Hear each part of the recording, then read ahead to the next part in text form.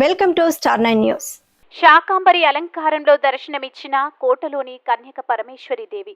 తిరుపతి జిల్లా కోట పట్టణంలోని శ్రీ వాసవి కన్యక పరమేశ్వరి దేవి ఆలయంలో విశేష పూజలు, అభిషేకాలు నిర్వహించారు.